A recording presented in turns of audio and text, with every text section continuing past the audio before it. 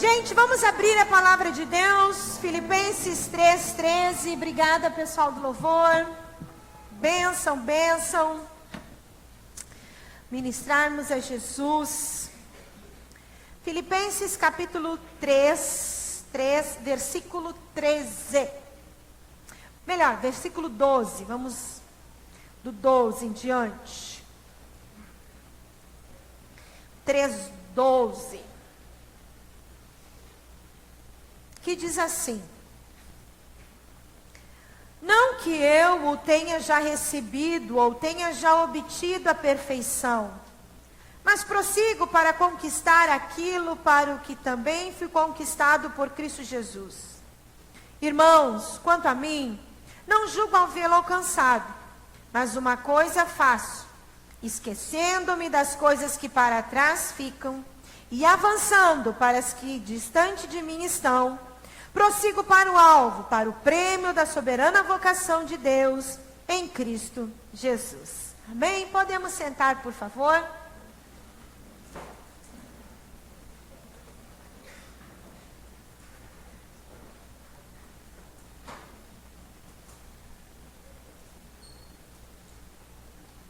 Bem, hoje o tema da nossa mensagem é bagagens.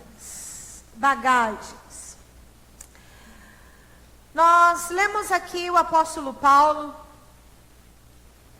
ele, no versículo 12, diz assim: olha, não julgo ter alcançado tudo, não julgo ter sabido tudo, não julgo ser perfeito. Ele não traz nenhuma afirmação, mas ele diz o seguinte: mas uma coisa eu faço, esquecendo-me das coisas que para trás ficam, eu prossigo para um alvo, eu prossigo para frente, e na frente está um prêmio do chamado celestial, prêmio da soberana vocação em algumas traduções. O que Paulo estava dizendo: olha, eu deixo as coisas do passado, porque para frente eu estou vendo uma coisa tão especial, uma coisa tão maravilhosa. Tem algo para eu prosseguir, tem um propósito para eu alcançar, tem um alvo para eu chegar, que é tão maravilhoso. Eu não tenho que estar lembrando das coisas do passado, eu não tenho que estar agarrado nas coisas do passado. Apóstolo Paulo, olhando naturalmente, pelaquilo que nós conhecemos da palavra de Deus, apóstolo Paulo, ele deixou no passado um cargo, um líder, poder, fama, prestígio. Tinha um monte de coisa boa. Ele tinha um monte de coisa boa e ele deixou para o passado. Por quê? Porque quando ele soube do que tem para frente, e ele entendeu o que tem para frente, aquilo tudo lá era pequeno, porque ele para frente ele tinha uma coisa maior. O apóstolo Paulo também deixou para o passado coisas ruins: assassino, perverso, colérico, mau. Ele também era isso, e ele disse: eu me esqueço essas coisas do passado, prossigo para o alvo. Eu entendi que tem algo tão lindo, tão lindo. E se não me falha a memória, ele também escreve que há um caminho sobre modo excelente, há algo maior.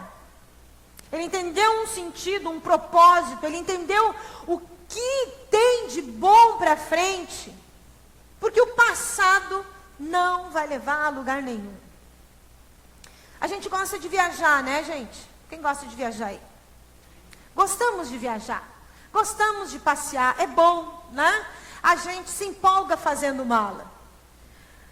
As mulheres aqui, as meninas vão concordar comigo que é bom fazer mala, é bom viajar, mas o ruim é desfazer as malas. Ai, que preguiça. Gente, que preguiça. E aquelas malas, e as roupas ficam assim, né? E aí a gente vai... Vamos usando essas roupas durante a semana, assim a gente desfaz as malas, né? Os homens vão concordar comigo que é bom viajar, mas carregar as malas cheias que as mulheres botam, coisa, né? Não é legal também, né? Não é bom. A gente, quando se arruma lá para o congresso, né? Os congressos, as convenções que a gente vai, a gente enche as malas, carrega tudo, né? Aí o pastor e o Thiago ficam olhando, né? Ah, eu tenho que carregar tudo isso, né? E bota, e ajeita no carro, e bota no porta-mala, não deu para entrar uma, ajeita, tira todas, ajeita por aqui, né? As coisas que não são muito boas. Mas essas, gente, esses tipos de bagagem, por mais que às vezes dá esses pequenos desconfortos, elas são fáceis. São muito fáceis. São simples. São simples. E a gente vê que muitas vezes, todos nós carregamos algum tipo de bagagem. Todos nós carregamos algum tipo. Às vezes as pessoas se enganam, acham que não, mas elas só estão nominando. Estão só dando um outro nome, trazendo um outro nome. Há pessoas que não conseguem prosseguir para um alvo. Pessoas que não sabem o sentido delas de viver. Ao ponto de achar que não tem o motivo, o porquê de viver. Há pessoas que não conseguem avançar. Só estão abraçadas de um peso, num queixume, numa tristeza real. Verdade, tão tristes. Mas quando apóstolo Paulo está dizendo aqui, ele não está anulando o passado e diz, não, meu passado nunca existiu. Nunca teve passado. Ele não disse isso. Ele disse que teve passado. Só que uma coisa ele fazia, esquecendo-me das coisas que para trás ficam. Eu tenho essa mala aqui, e eu acho que essa mala aqui vai para uns 30 anos. Eu não namorava ainda o pastor Adalto, eu acho que eu morava na ilha ainda. E casada eu estou há 27. Essa mala aqui, se não me falha a memória, eu botei meu enxoval dentro. Né? Ela é já velhinha. Ela, quando tinha rodinha, a gente para carregar, a gente tinha que se abaixar assim. E empurrar. Agora, a gente caminhar sem a mala, a gente caminha melhor. Caminhar com essa mala aqui, ela não é legal. Andar no ônibus da Ilha da Pintada, muito menos legal. Passando na roleta, né? Botava por baixo. Ou ajudava a passar por cima, tudo depende do peso. Era trabalhoso. Mas é fácil. A gente pode trocar pela mala, por mochila, por várias outras coisas. Mas não é facilzinho assim para o nosso passado. Não é tão fácil, tão prático com o nosso passado. Às vezes as pessoas estão num prejuízo com suas bagagens. Num prejuízo de dor, de tristeza. Jesus, no livro de Lucas, capítulo 17, versículo 32, Jesus trouxe uma reflexão, uma chamada, dizendo, lembrai-vos da mulher de Ló. Lembrai-vos da mulher de Ló. Quem foi a mulher de Ló? Ló e sua família moravam em Sodoma e Gomorra. E pela intercessão de Abraão, Deus disse, olha, eu vou destruir Sodoma e Gomorra, eu vou destruir toda essa cidade. E aí, a família de Ló foi avisada que haveria destruição, que haveria o fim, que seria o extermínio de tudo aquilo lá, porque o povo não queria saber de Deus. E Ló foi avisado e dizem, saiam dessa cidade, mas não olhem para trás.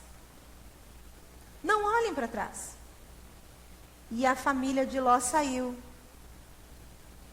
na cidade. Só que a esposa de Ló, a mulher de Ló, ela olhou para trás. E quando ela olhou para trás, ela se tornou numa estátua. Ela petrificou. Olhar para trás, gente, é ficar petrificado. Olhar para trás, olhar para o passado, é virar uma estátua. É abortar caminhos de salvação, de libertação, de saída. Eles tinham uma saída de destruição. A destruição não era para chegar na mulher de Ló, não. Pelo contrário, ela estava tendo um livramento. Mas olhar o passado, mas ficar com saudade das coisas, talvez ela tenha assim, eu vou olhar os meus vizinhos, gostava tanto dos meus vizinhos. Ai, eu gostava tanto daquele estilo de Sodoma. Ai, aquela cidade lá para mim era tão boa. E ela, com o coração lá, com o coração no passado, com o coração naquelas coisas. E o interessante aqui também, quando a gente vê Jesus dizendo, olha, lembra da mulher de Ló? Que quando Ló e sua família saíram da cidade, ninguém ficou pensando assim, cadê a mãe? Os filhos não podiam olhar para trás. Ló não podia olhar para trás. Porque não podiam olhar. E aqui a gente vê o seguinte, gente. Se você está esperando caminhar, dependendo do passo dos outros, saiba que você vai ficar também para trás. Se você ficar olhando, você também vai virar sal. Porque a família toda podia virar sal, se também ficasse olhando para trás. Ai, vou lá ver a mãe, virou. Ai, vou lá ver a outra que foi e não voltou, nem ela e nem a mãe, virou. Todos poderiam ter virado sal. Mas a obediência, ela sempre será algo que vai nos livrar. A obediência, ela livra. E eles ali, Jesus disse, olhando, olha, lembrai-vos, gente, olhem o prejuízo que eles tiveram. Olhar para trás é abortar um escape, é abortar uma saída, é abortar a vida. E nós podemos ver na Bíblia que o povo de Israel, ao invés de celebrar o livramento que estavam tendo, porque Israel ficou por muitos anos preso no Egito, muitos anos escravo, muitos anos preso. Quando eles foram sair, quando eles foram libertos, eles se queixaram, eles murmuraram. Saíram do Egito, mas o Egito não tinha saído dentro deles. A esposa de Ló tinha saído de Sodoma, mas Sodoma não tinha saído dentro dela. Aproveitando a carona que o pastor Adalto falou no upgrade, mente de escravo, preso no passado, preso em coisas. Deus estava fazendo um milagre, coisas estrondosas naquele deserto em Israel, e o povo sempre reclamando, do ponto de alguns dizerem que saudade da comida, que saudade daquele tempo. É igual um pastor Luciano Subirá, que muitos conhecem aqui, e ouvem, assistem as pregações dele. Ele conta que uma vez deu uma oportunidade para um irmão trazer um testemunho, e o irmão trouxe, antes eu era isso, antes eu era aquilo, antes eu fazia isso, antes falava, fazia aquilo outro. E quando foi terminar o testemunho, disse, bah, que tempo bom era aquele. Não? Estava lá dentro. Ah, que tempo bom era aquele, nem vergonha tinha. Está dentro, seguro no passado, mente escrava. Lembranças das coisas, saudade das coisas. Dando desculpa de dizer não. Acham que coisas estão engavetadas. Gente, coisas não se engavetam. Não se engavetam. A gente gosta de pensar que se engaveta. Ou às vezes a gente acha que estão resolvidas dentro da gente e não estão. E eles estão avançando, tristes, dentro de uma bênção, de um milagre. Estão caminhando dentro de coisas de bem, coisas importantes, mas não estão vendo, porque o passado cega, o passado aprisiona. Nós podemos, gente, ter a melhor aula de coach, nós podemos ter a melhor aula de autoajuda, mas nós não vamos romper, porque só tem um que rompeu com o presente, com o passado e com o futuro, e que trouxe todas as coisas sobre a nossa vida e para a nossa vida, é Jesus Cristo, quando na cruz do Calvário diz: tudo está consumado. Tudo está consumado. Venceu todas as coisas. E quando nós temos em Jesus, assim como nós olhamos para Jesus, nele sim nós podemos todas as coisas. Mas é por meio de Jesus. Não tem uma outra saída. Livrar-se do passado é difícil. É difícil. Nós podemos dizer: eu quero livrar. Eu sei que isso é passado. Não, isso aí está resolvido, mas eu sei que isso é passado. Não é assim. Está lá dentro. Pode dizer que é passado. Pode conjugar a doença em todas as conjugações possíveis. Mas está lá dentro. Estou carregando, estou andando para um lado e para o outro, andando com o passado. Passado aqui comigo, sempre comigo, vou andando onde eu vou, o passado está comigo. O passado está comigo. Estou andando, e ele está lá. Meu amor passado. Né? Está aqui. Vou trabalhar, o passado está lá. Vou para um lugar, o passado está lá. Porque às vezes a gente diz que o passado, são aprendizagens. São. A gente aprende muita coisa, não é verdade? Ficou passado. Mas às vezes, gente, esse passado ele não nos traz benefício nenhum. E a questão não é se eu aprendi ou não. É a questão o que ele fez em mim. E fez comigo. E nós vemos na Bíblia um homem, o nome dele era Pedro, discípulo de Jesus, crente, top de linha.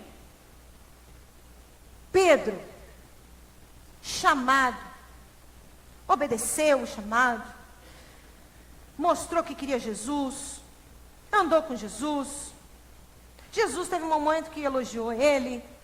Pedro, um discípulo de Jesus. Chegou um momento que se aproximava a crucificação, aproximava o ministério de Jesus aqui na terra. E final de se cumprir tudo. E Jesus estava um dia falando com eles e Jesus disse: olha, Pedro, um dia tu vai me negar. Pedro junto com os outros discípulos. Diz a Bíblia que Pedro estava junto com os discípulos, Jesus com todos os discípulos. E na conversa lá, Jesus disse: Pedro, tu vai me negar. Antes que o galo cante 3 vezes, tu vai me negar. E Pedro disse: mas eu nunca vou te negar. Jamais eu vou te negar. E diz a Bíblia que os discípulos também responderam: nós não vamos negar. Jamais nós vamos te negar, Jesus. Por ti eu morro. Estou pronto, ó. Faixa. Meu amigão. Mas a Bíblia fala, no livro de Lucas, capítulo 22, versículo 54, diz assim: que agora Jesus é preso para encaminhar a morte. E diz lá em Lucas 22, 54, então prenderam Jesus, levaram-no para a casa do sumo sacerdote. Pedro o seguia à distância. Pedro olhando, lá está indo meu mestre. O que será que vão fazer com ele? Eu vou ir atrás, vou olhar. Mas quando acenderam fogo no meio do pátio e sentaram ao redor dele, acenderam um fogo, as pessoas sentaram em volta, olhou fixamente para ele. Melhor. Mas quando acenderam um fogo no meio do pátio e sentaram ao redor dele, Pedro sentou-se com essas pessoas. Pedro sentou-se com eles. E aí uma menina viu sentado ali ao redor do fogo, na claridade, olhou fixamente para Pedro e disse: este homem estava com ele, Jesus. Uma menina, gente. Uma menina. Não era um soldado. Aqui, ó, tô vendo tudo, vou te prender também. Não era um soldado. Não era uma pessoa com grande autoridade que podia fazer. Uma menina. Que Pedro poderia muito bem, não corria risco nenhum e dizer: sim, eu estou com ele. Mas o que Pedro fala? Não, eu não. E Pedro disse assim, olhou fixamente para ele e disse à menina: este homem estava com ele, Jesus. Mas Pedro disse: não conheço. Passou-se um tempinho depois, pouco depois, um homem viu a Pedro e disse: você também é um deles. E Pedro responde: não, homem, eu não sou um deles, não. E diz a Bíblia aqui que cerca de 1 hora mais tarde, outro homem afirmou: certamente este homem aqui estava com este Galileu, Jesus. Pedro responde: homem, não sei do que tu estás falando. Falava ele ainda quando o galo cantou. Então o Senhor Jesus voltou-se e olhou diretamente para Pedro. Então Pedro se lembrou das palavras que o Senhor tinha dito: antes que o galo cante hoje, você me negará 3 vezes. E Pedro saiu dali chorando amargamente. E Pedro saiu dali chorando amargamente. Agora vamos pensar na cabeça de um homem que realmente caiu a ficha e viu, foi denunciado um erro. Foi denunciado aquele erro dele. E não foi denunciado por alguém, foi denunciado pelaquela pessoa que avisou. Foi denunciado pelaquele que ele disse: não, eu vou morrer por ti. Foi denunciado pelaquele aquele que foi o mestre, que ensinou, que avisou, que disse. Pensa o sentimento do coração de Pedro. O que pode ter acontecido no coração de Pedro? Pode ter acontecido no coração de Pedro foi a vergonha. Foi a tristeza. Vergonha dos outros discípulos. O que os outros discípulos vão falar para mim quando também descobrirem? Eles sabiam que eu fui avisado. Eles sabiam que eu fui avisado. O que vão falar de mim quando descobrirem? E se alguém espalhar? O que eu vou fazer? E sabe o que Pedro fez? Da sua amargura, da sua tristeza, da sua dor. Diz que ele fugiu. E é algo natural de tudo. Quando a gente tem vergonha de algo, né? A gente nem quer tocar no assunto. A gente quer fugir. A gente desvia até o olhar das coisas. A gente não quer encarar. A gente foge quando se tem vergonha. E Pedro diz que a Bíblia que ele saiu dali chorando amargamente a sua vergonha, a sua tristeza. E às vezes a gente pode pensar, gente, por que certas pessoas que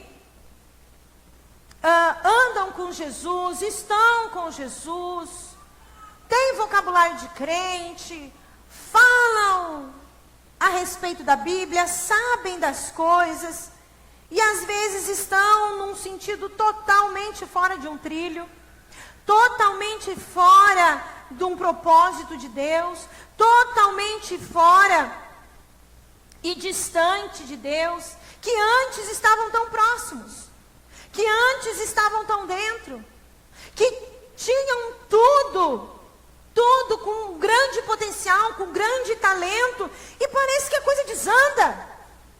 Parece que as coisas não ficam perto, não fluem mais. Por quê, gente? Porque estão presos no passado. Estão presos em coisas que estão doendo.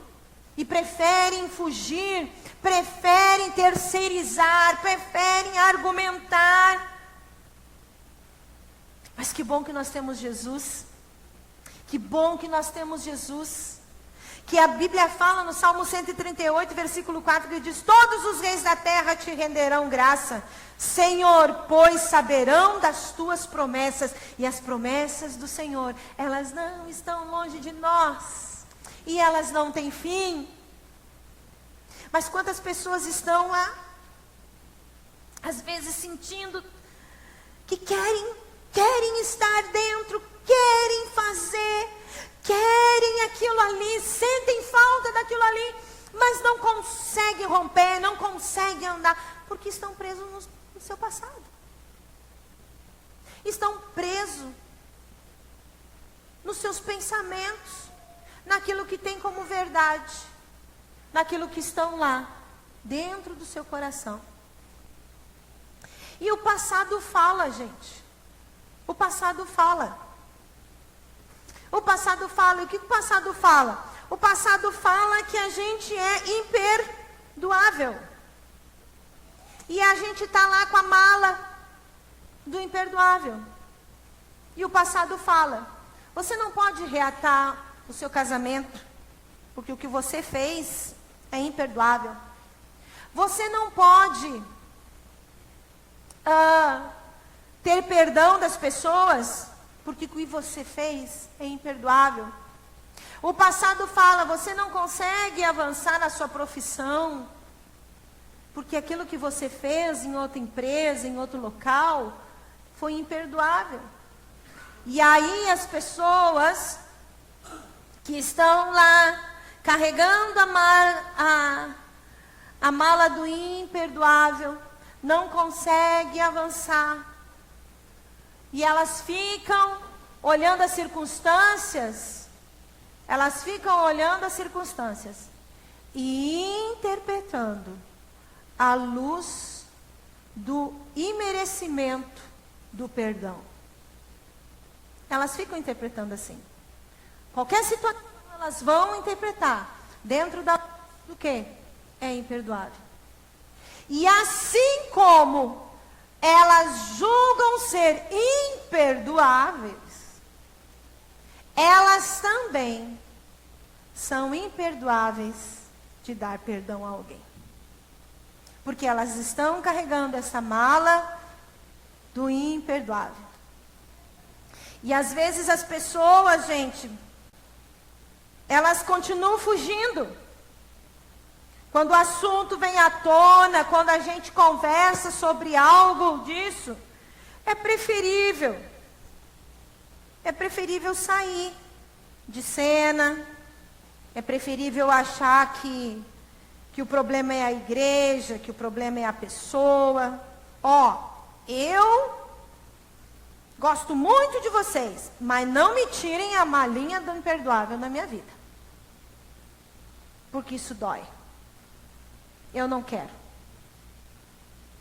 E a gente anda com a malinha, a gente vai interpretar as circunstâncias dentro daquilo que eu estou carregando, que é a malinha do imperdoável. O passado fala também que a gente é indigno. Nós somos indignos. Nós somos indignos. E aí a gente carrega a malinha do indigno. Indigno de receber amor. Indigno de ser ajudado, auxiliado. Indigno de receber elogio. Quantas pessoas? Mas quantas pessoas? Nós mesmos já passamos, já vivemos isso na pele, da gente sentar às vezes perto de alguém e a pessoa olhar assim, o que tu quer que tu está aqui me rodeando? E na realidade, a gente só quer não deixar ninguém sozinho. Porque às vezes as pessoas estão indignas de receber, se acham indignas de receber carinho, indignas de receber elogio. A piada, me elogiou, tu quer pedir dinheiro? Hã? Quantas vezes? Quantas vezes? E a gente vai julgando, interpretando as situações dentro da malinha que a gente carrega. Às vezes as pessoas estão fazendo algo de bom para a gente. E a gente está julgando e interpretando dentro da mala que a gente carrega. E indigno. Pedro, imagina, Pedro. Meu Deus, eles vão descobrir. Eles vão descobrir. E às vezes as pessoas dizem, não, eu sou indigno, porque vão descobrir a minha mentira. Vão descobrir os meus rompantes de raiva. Vão descobrir as coisas e eu não sou digno. Não sou digno de estar lá dentro da igreja. Não sou digno do pastor vir conversar comigo. Eu tenho até que fugir. Meu discipulador. Porque vão ver que eu estou mentindo, que eu estou fugindo. Então eu não sou digno. Não tenho. Estou indigno de receber as coisas. Indigno. O passado fala também, gente, e é uma voz silenciosa, do sentimento de inutilidade. Eu sou inútil. Por que eu vou sonhar? Por que eu vou projetar? Por que alguém vai pedir algo para mim? Eu sou inútil. Por que eu vou fazer algum negócio, mandar algum currículo, que eu sou inútil mesmo, não tem nada que eu faça que preste. Estão sempre reclamando de mim, estão sempre dizendo que eu não faço nada. E por que eu vou fazer algo? Por que eu vou me mexer? Eu sou inútil. No casamento, às vezes as pessoas usam muito isso, né? No casamento. Tá lá. Ele, gente, não faz nada. Não arruma uma lâmpada. Não para de falar nunca. Só reclama. Traz inutilidade. Todos nós temos um futuro. Todos nós temos um futuro. E esse futuro foi garantido na cruz do Calvário, quando Jesus falou, tudo está consumado. É isso que nós vamos ter que olhar, gente.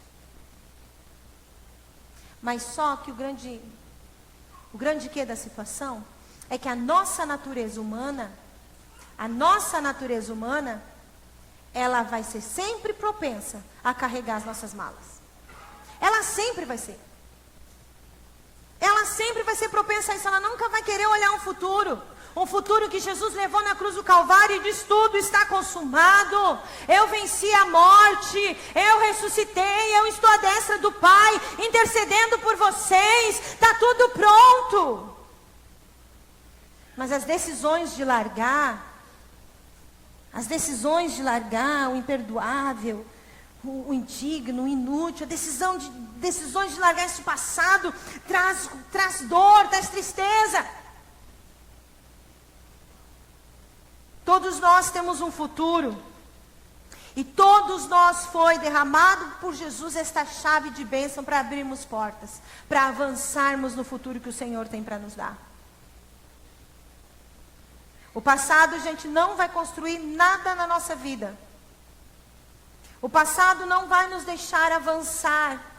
O passado não vai nos deixar o fluir das coisas. Não vai nos deixar. E aqui a gente vê Pedro.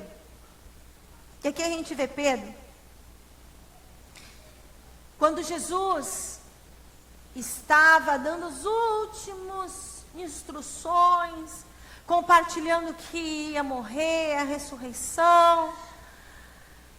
E Jesus disse: olha, eu vou estar na Galileia e vou me encontrar com você. Eu vou estar na Galileia e vou me encontrar com vocês. Aí passa o tempo, Pedro nega, Jesus morre, e as mulheres vão até o sepulcro para arrumar o corpo de Jesus, e chegam lá, o corpo não está lá. E tem um anjo, tem um homem falando. Ah, meus irmãos, isso aqui enche a minha alma. Que o Espírito Santo ministre muito no teu coração a oportunidade que você está tendo hoje, nessa noite. Que quando aquelas mulheres encontram Jesus, aquele anjo diz o seguinte. Aquele anjo chega e diz: olha, ele não está aqui. Mas vão e digam aos discípulos e a Pedro que eu estou indo adiante deles, lá na Galileia. Lá vocês o verão, como ele tinha dito lá atrás. Vai e diz a Pedro, vai e diz os discípulos, vai e diz a Pedro, porque Jesus estava vendo aquele coração amargo, triste, que fez bobagem, que fez uma bobagem, que estava amargurado, que estava gasto, cansado, frustrado, dizendo: larguei, cheguei, vou ficar com as minhas bagagens do passado, minha bagagem do passado das escolhas ruins, da bagagem do passado que eu neguei, da bagagem do passado que Jesus agora morreu e viu que eu neguei, e eu não posso mais trazê-lo de volta. Eu não posso mais trazê-lo de volta. Quantos, gente? Quantos que perderam entes queridos, e o que o Espírito de Deus me traz aqui agora, quantos perderam entes queridos e carregam uma mala de raiva daquele que morreu, ou carregam um sentimento de culpa pelaquele que morreu, não porque foram causa da morte, mas perderam a oportunidade de perdoar enquanto estavam vivos. E Pedro estava lá, e agora a amargura de Pedro era grande, a tristeza de Pedro era grande, mas o recado de Deus era dizendo: vai e avisa Pedro que eu estou indo lá. Lembra ele do nosso encontro na Galileia, lembra ele lá. Gente, Jesus traz você aqui, num bairro que não é nobre, num bairro que é conhecido por tantas confusões, a começar por nós aqui na rua. Mas está levantando um povo curado, porque Jesus diz assim, ó, lá na Vicentina, vai lá no Vicentina, que lá você vai encontrar comigo. É lá que você vai ouvir, lá eu vou falar contigo. E Jesus diz: vai lá, e chama Pedro, avisa Pedro, que o meu encontro está de pé. Que o meu encontro está de pé. E Jesus chega. Ele chega na nossa dor. Quantas pessoas, gente, caem no álcool de novo, caem no cigarro de novo, caem na mentira de novo, caem no não crer de novo, passam anos e volta ano, estão lá sempre assim, nos altos e baixos, altos e baixos, altos e baixos. Estão assim, numa gangorra, para lá e para cá, uma hora super crente, uma outra hora nada de crente, outra hora super crente, outra hora nada de crente. Uma hora tão super faceiro, outra hora tão, meu Deus, esse mundo, esses crentes, essas igrejas são tudo um horror. Deixam de crer, porque estão presos no passado, ainda não curvaram, já são estátua, já são pedra. Mas Jesus nunca desiste daquela promessa que Ele coloca sobre aqueles que dizem sim. Jesus não esqueceu de Pedro, porque um dia Pedro disse: sim, eu aceito, eu quero ser esse pescador de muitas vidas, eu vou andar contigo, Jesus, eu vou caminhar, eu vou ouvir de ti, eu vou caminhar, mas eu resvalei, eu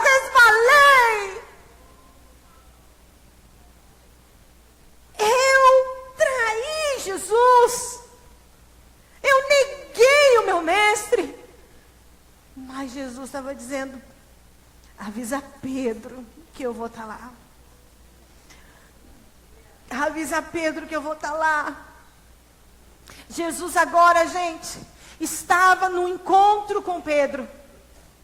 E Jesus estava esperando aquele grupo dos seus discípulos. Não para botar o dedo no nariz de Pedro. Te peguei, tu viu? Ó, tô aqui, ó. Não. Sabe o que Jesus tinha lá? Pão e peixe quentinho. Pão e peixe. E Jesus agora estava servindo de novo. E não somente servindo, dando uma outra oportunidade para Pedro.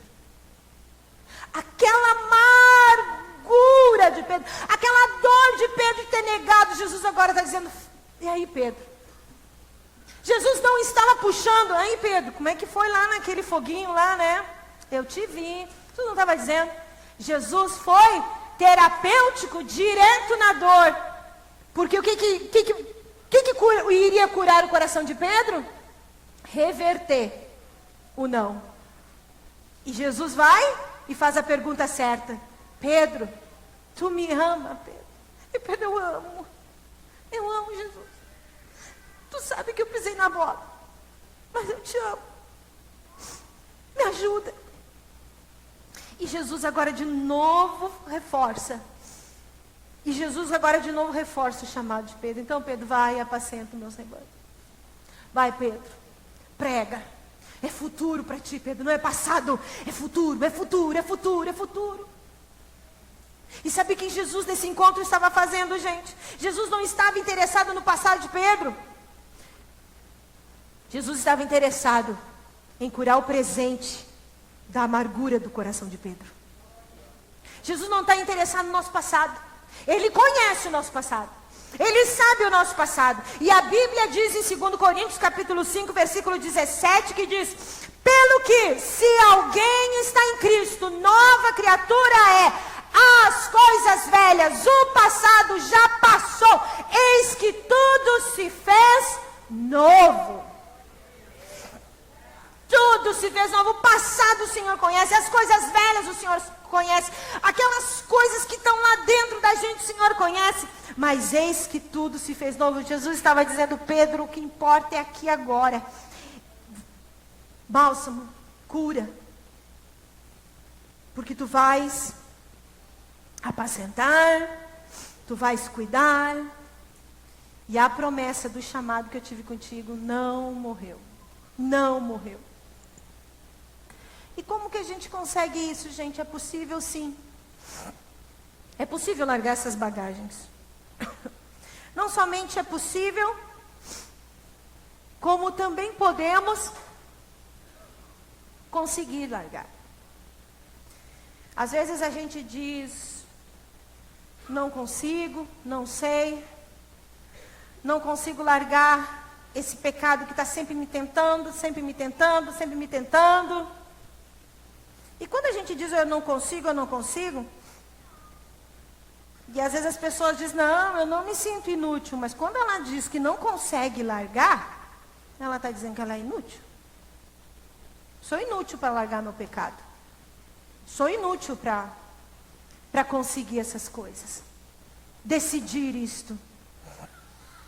A Bíblia fala que Romanos 8:1, portanto não há condenação nenhuma para os que estão em Cristo Jesus. A Bíblia fala em 1 Coríntios capítulo 6, de 9 a 11, traz uma lista imensa. Vocês são perversos, não vão entrar no reino de Deus, porque são adúlteros, são ladrões, são mentirosos, são avarentos, são alcoólatras, caluniadores, trapaceiros, uma lista gigante. Mas continua dizendo: assim foram alguns de vocês. Foram alguns de vocês. Está lá no passado. Por quê? Mas por quê? Porque agora vocês são lavados por Jesus, foram santificados, porque o hoje agora vocês foram justificados no nome poderoso de Jesus Cristo, através do Espírito de Deus. O apóstolo Paulo está dizendo: sim, vocês mentiram, vocês foram adultos, vocês fizeram isso, vocês fizeram. Sim, fizeram. Por causa que vocês estavam fazendo tudo isso, não tem como herdar o reino de Deus assim. Não tem como viver a vida eterna assim. É inferno garantido. Porém, vocês foram, porque agora foram lavados por Jesus Cristo, na cruz de Cristo, santificados, limpos, justificados pelo poder do Espírito de Deus. Gente, é possível sim, mas nós temos que ir por Jesus. Ele é a porta. A Bíblia diz: eis que estou à porta e bato, se alguém ouvir e abrir, eu entro. Eu entro. A graça do Senhor, ela é maior do que todas as coisas. A Bíblia diz, se confessarmos, em 1 João, capítulo 1, verso 9, se confessarmos os nossos pecados, Ele é fiel e justo para perdoar os nossos pecados e nos purificar de toda injustiça. A graça do Senhor, ela é maior sobre a nossa vida. E está nas tuas mãos. E está na tua decisão. Em João capítulo 1, versículo 12 e 13 diz: contudo, aos que receberam, aos que creram em seu nome, deu-lhe o direito de se tornarem filhos de Deus, os quais não nasceram por descendência natural, nem pela vontade da carne, nem pela vontade de algum homem, mas nasceram de Deus. Há uma saída para você largar essas bagagens, entregando o teu coração a Jesus. E hoje, nesta noite, nós queremos te dar esta oportunidade e te fazer esse convite. Quem gostaria de entregar sua vida a Jesus aqui? Eu quero orar junto com você. Se você quer entregar a sua vida a Jesus e dizer: Senhor, eu quero que tu entre no meu coração, você vai fazer um aceno de mão. Nós temos alguém aqui que gostaria de entregar a vida para Jesus? Opa, glória a Deus! Bom, decisão! Glória a Deus! Jesus, Ele é o caminho. Passado deixando para trás, eis que as coisas novas vindo, o reino de Deus desce. Eu gostaria de convidar vocês aqui, por favor. Você que levantou a mão para vir orar aqui junto comigo e junto aqui com o pastor, vocês podem vir aqui um pouquinho, por favor, para nós orarmos.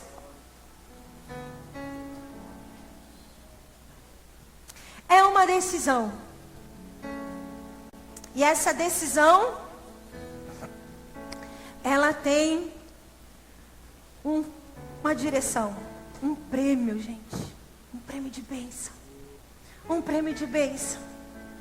Um prêmio de cura. Um prêmio de dizer assim: olha, o pecado, por mais negro que foi, as coisas piores que foram, a sair foram tudo fechado. Agora há um novo e vivo caminho assim. E é possível. É possível sim.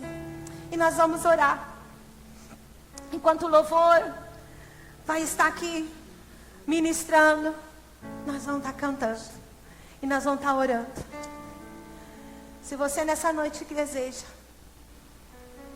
enquanto a gente orar e você quiser entregar sua vida a Jesus, não fica de fora. Se você não fez uma oração de confissão, entregar a sua vida a Jesus, mesmo que você esteja aqui vários tempos, e que você não tomou essa decisão, não colocou oficialmente essa decisão: Senhor, hoje eu estou com Jesus, a partir de hoje eu estou com Jesus, você pode vir aqui. Vamos louvar, vamos orar, pastor. Senhor, nós te agradecemos porque sabemos e entendemos, percebendo que a obra do Teu Espírito Santo ao coração, e esse é o Teu propósito, Senhor, ter vindo a esse mundo, para morrer por nossos pecados, perdoar, nos salvar, transformar a nossa vida, Pai. Oro, Senhor, nesta noite, Senhor, agradecido, juntamente sabendo, Pai, que é uma festa, que os anjos se alegram, Aleluia. meu Deus, diante do Senhor, por essa decisão aqui tomada. Obra do Teu Espírito Santo, o coração de cada um. Conforme diz a Tua palavra, meu Deus, se com Teu coração Tu creres, e com a Tua boca confessares que Jesus Cristo é o Senhor, Tua palavra traz promessa de salvação. Por isso nós Te bendizemos por essas vidas, e nós queremos consagrar cada um para Ti, para ser e pertencer ao Senhor. A partir desta noite, Pai, em nome de Jesus. Amém.